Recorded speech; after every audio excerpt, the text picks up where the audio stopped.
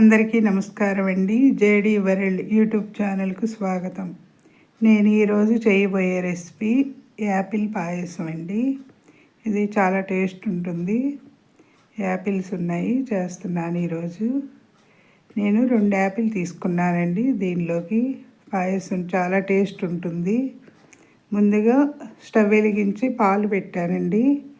బాగా మరిగించుకోవాలి పాలని. లేదంటే కోవాతో కూడా చేసుకోవచ్చండి. నేనైతే పాలతో చేస్తున్నాను. ఇప్పుడు ఈ 2 కూడా చెక్కు తీసుకుని పెట్టుకున్నాను యాపిల్స్. ఇవి చెక్కు తీసి తురుముకోవాలండి. కొంచెం కలర్ చేంజ్ అవుతుందండి, వెంటనే వేసుకోవాలి ఈ యాపిల్ తురుముని. ఈ తురమటం వల్ల చక్కగా ఉంటుందండి.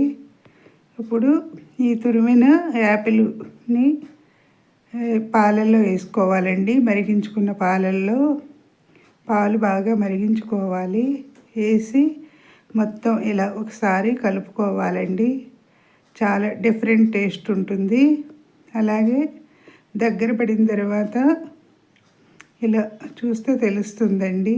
దీనిలో కొంచెం రవ్వ కూడా కలుపుకోవాలి వేయించి. అప్పుడు మనకు కొంచెం పలుకుగా ఉంటుంది కదండి రవ్వ. బొంబాయి రవ్వ వేసుకోవచ్చండి దీనిలో.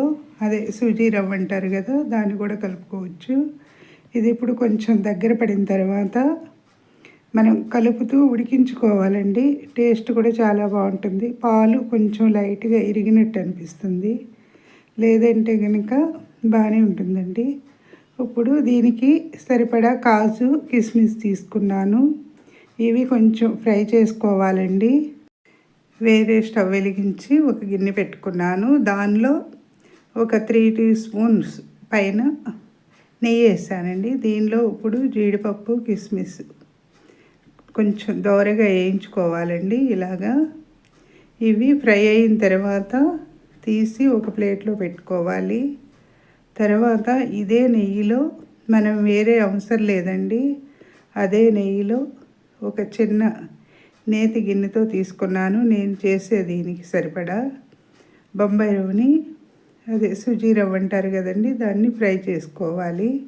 ఇలాగా ఫ్రై చేసిన రవ్వని మనం ముందుగా పాలల్లో ఉడికించిన యాపిల్ తురుములో వేసుకోవాలండి. చక్కగా దగ్గర పడుతుంది. ఇలా మొత్తం వేసిన తర్వాత కలుపుకోవాలండి. మనం నెయ్యిలో ఫ్రై చేసి వేయటం వల్ల చక్కగా అక్కడక్కడ మనకి రవ్వగా తగులుతుండి చాలా బాగుంటుందండి టేస్ట్ కూడాను. ఇలా రవ్వ వేసిన తర్వాత మొత్తం కూడా కలుపుకోవాలి. పొలుగ్గా ఉంటుంది. ఇవి కొంచెం దగ్గర పడేంత వరకు ఉంచి ఇప్పుడు దీనిలో మనం చక్కెర వేసుకోవాలండి, లేదంటే బెల్లం కూడా వేసుకోవచ్చు దీనిలో. నేనైతే దీనికి సరిపడా, అంటే యాపిల్ కూడా స్వీట్ ఉంటుంది, పాలు స్వీట్ కదండి, కొంచెం తక్కువే వేసుకోవాలి చక్కెర. తర్వాత 2 ఇలాచి వేసానండి. వేసి మొత్తం కలుపుకోవాలి. ఇంకా వేరే ప్రత్యేకించి నెయ్యి అవసరం లేదండి దీనిలో. ఎందుకంటే ఈ జీడిపప్పులు కిస్మిస్ వేయించిన తర్వాత రవ్వ కూడా వేయించాను కదా, దానిలో ఉన్న నెయ్యి సరిపోతుంది. ఇప్పుడు చివరిగా కొంచెం జీడిపప్పు కిస్మిస్ దానిలో వేసాను.